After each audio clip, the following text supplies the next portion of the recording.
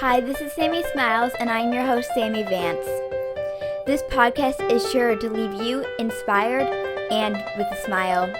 Now let's get right into it.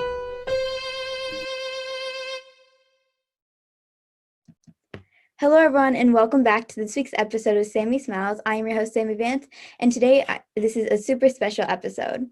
It is also International Jugglers Day, so I'm extra excited to be able to help present this year's IJA Sammie Vance Youth Civic Achievement Award on my show. So this award began 2 years ago, and I was super honored to receive it. It was even named for me, so that was really awesome. So it was a moment that I will never ever forget, because I was just so honored. I am so excited it will be going to someone doing so many amazing things in his community. And here's Bill to tell us a little bit more about it. It's a true honor to be here to present the IJA Sammie Vance Youth Civic Achievement Award for 2021 to David Pavlove Cunsolo of Guelph, Ontario, Canada, for his consistent and persistent civil service in his home province, and especially to the service that he has done to jugglers all over the world with his contributions to the IJA Benefit Show video of 2020, which many of the people watching now saw. The video was David's idea. He followed up. He meticulously edited it. He posted it.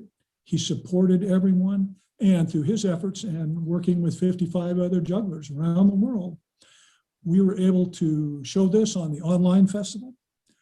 We were able to present it for the Boys and Girls Club in El Paso, Texas, for their benefit show. And then, incredibly, a goal that we had wanted for years, we were able to make this available to 3,000 Boys and Girls Clubs all around America. David, you are a remarkable person. It's an honor to know you. David, we are so proud of you and your accomplishments, and I am so grateful for all of your contributions to the IJA and to the benefit show last summer. I am honored to have been able to work with you on that project. You are an incredible representative of our global generation of jugglers.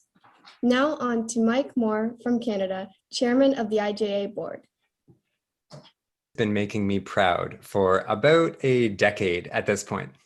I've been his coach for this long, and I've seen him do all sorts of fantastic things, whether they be juggling or civic achievement. There's one particular instance of this that I'd like to bring up today, and I believe illustrates his character like no other. I saw this when I went to his juggling club at his elementary school a few years back. David had created and fostered this amazing, thriving community of jugglers. I watched as he flitted around from one person to the next, to the next, to the next. And what really stood out to me was how his tone and approach would switch in between all of these students. He had the amazing ability to look and to listen and to really feel and understand what they needed. And it was amazing to see all of these students grow from every interaction with David, either in confidence or in technique or both. This was a student in elementary school who had mastery over his art and yet wasn't showing off for his peers. What kind of student has that kind of maturity, and what kind of student cares so much about the people around him to do such a thing? Well, David is that person, and it was such an amazing experience to see him do this. The IJA, the juggling world, and the world at large thanks you, David. I want to thank you all so very much for this award. I am both honored and humbled. Thank you guys so much. There are so many great examples within the juggling community of how people can give back and help others, and I am truly inspired by these examples. I also want to really thank everyone who took the time to make and record their acts for the benefit show. We really couldn't have done any of this without you. Thank you so much. The juggling community has so many great people doing amazing things, and I hope to be involved in future projects. Thank you.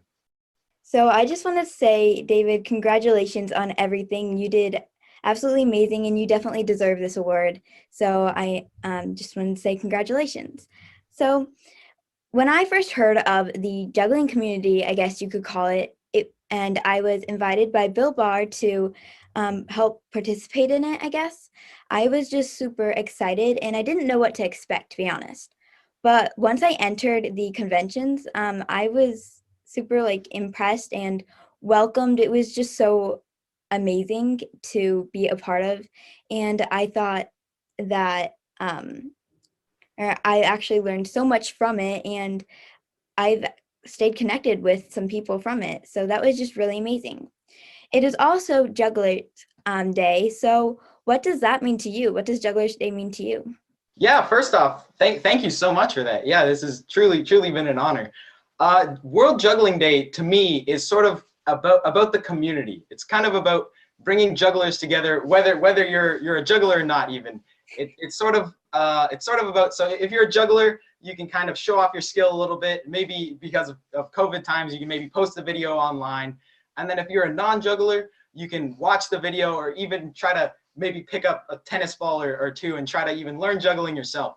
And yeah, to me, it's sort of about bringing people together through the art of juggling. And World Juggling Day is really great at sort of bringing people together from all across the world. Definitely, yes. And that's what I think about when I think of the IJA community. Like I met so many amazing people through it, and it was just, like I said, an amazing opportunity that I will never, ever forget. And it was just amazing. So for the second question, it is going to be about you, just kind of get to know you a little bit better. How old were you when you started to juggle, and what kind of made you want to juggle? Oh, okay, that's a great question. Well, I was, I think, around 6 or 7 years old, and I used to go to the university to watch the local juggling club, and I used to just watch them and see all the juggling moving around, and I was just so fixated and so captured by the art itself. And actually, after going a couple times, one of the jugglers approached me and asked if I wanted to learn how to juggle, and I was so excited. I was a little kid. I was jumping around, and I was not good at juggling like at all. And that's sort of the thing about it, is that you can kind of get better and you can improve and you can kind of like eventually succeed from your failures. And yeah, it was really great. And actually, the juggler that taught me, I still juggle with today. That's really cool. And you also had some great advice in there to, if you don't succeed at first, try and try again. So I think that's Exactly. really cool. What motivated you to just continue juggling? Because you're still juggling till this day. Oh wow. Well, on the most part, what kept me motivated was kind of the community. So twice a week, I go to a juggling club, which actually has been pivoted online now, and yeah, just talking with the other jugglers, sort of sharing different tricks and things like that, really keep me going. And what used to keep me going was the festivals, but sadly those have been canceled. Mhm. And yeah, now it's just the club and just talking to everybody. It really is sort of a good community that keeps me going. That's really cool. Yeah. So has COVID-19 stopped you from performing, like juggling and stuff? Why or why not? Actually, for the most part, I know in the juggling community, it has stopped a lot of professional performers from juggling, and I kind of earlier on in COVID, I kind of thought of a really neat idea for people that were having a tough time not seeing family and not seeing friends and things like that. Is that if anybody knew somebody that was having a rough time, or even if it was their birthday and they wanted a little pick me up or something like that, they would just contact me, and I would go with a big sign that says like "Happy Birthday from so and so," or "Hope this brings a smile to your face from so and so," and I would do a little driveway performance. And so it would still be distance, like they would either watch from the window or their porch or something like that. And yeah, it was really great to see sort of their day brighten when I was juggling, or that little smile come to their face. It's just been an amazing opportunity. That is really cool. And I think that is also really cool that we're both doing something completely different. Like you're juggling for people, and I like I'm doing podcasts, or I even sent an encouraging letter to someone if it was like their birthday or they just needed to be lifted up. And we're even though we're doing something different, we're accomplishing the same goal. So I think that's really cool. Exactly. Yeah. Yeah. So I also know that you have diabetes. How has that impacted yourself as being a juggler? Yeah, so I actually got diagnosed with type 1 diabetes a couple of years after I started juggling. And juggling was one of those things that I really loved doing. And when I was first diagnosed, I wasn't even sure if I could continue juggling. And I later that I found out that I could, it still definitely took a toll on me because I think personally, I think because of the physical activity combined with sort of the mental activity, it really dropped my sugar levels a lot of the time. And so I was really struggling with it. Would almost every time I would juggle, I would just get low sugars, and it would really mess me up. But I learned to kind of manage it and cope with it. And actually, it sort of came full circle a little bit because I got the chance to make a juggling video for diabetics newly diagnosed in the hospital. And it was really great because I could sort of use something that I wasn't even sure if I could do in the first place to help people and kids newly diagnosed with diabetes. And I also got to juggle at the local farmers market to raise money for diabetes research as well. Well, I love that. You bring so much good out of like bad things, you could say. And I think that's just amazing. And another reason why you got the award. So that is really cool. Before we get on to the rapid fire round, do you have anything else that you would like to say? I'm not sure about if you or about you, Sammie. If you've kind of how's your juggling going, I guess. Well, you could say that I am not the best at juggling. I should probably practice more. But it's okay because you're learning, right? Yes. Yeah. Yeah, you want to see, okay, for the people that are just listening and not watching the video, I am going to attempt to juggle. Yeah. We'll see how it goes. Okay. Okay. Oh, no. Okay. Yeah, no. Hey, there you go. That was good. I need to practice a lot more. No, that was a great job. Wow. Thank you. So I guess we can get on to the rapid fire round now. So for the first question, so I'm just going to ask you a few questions and then you'll answer with the first thing that comes to mind. Okay. So what is your favorite color? Probably yellow. Nice. What is your favorite animal? Ooh, an anteater. I like anteaters. Nice.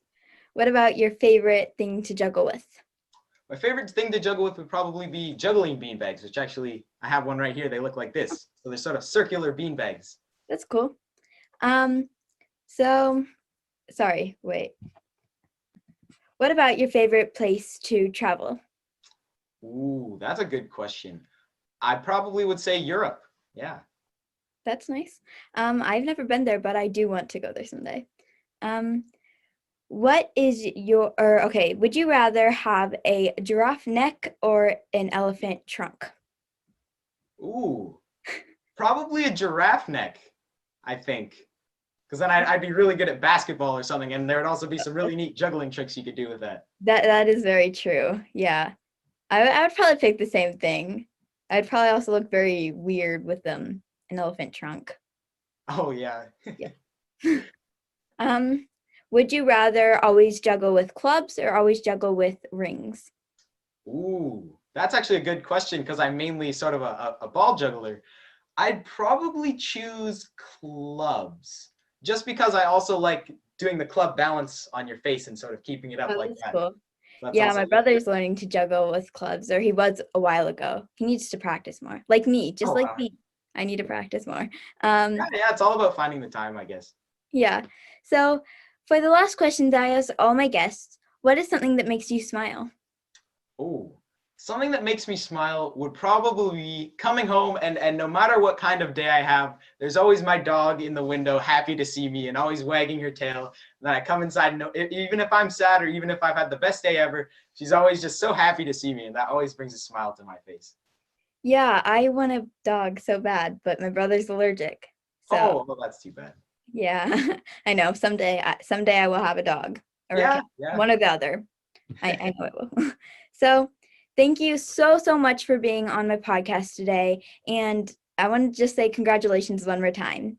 Thank you so much. Yeah, this has just been a blast.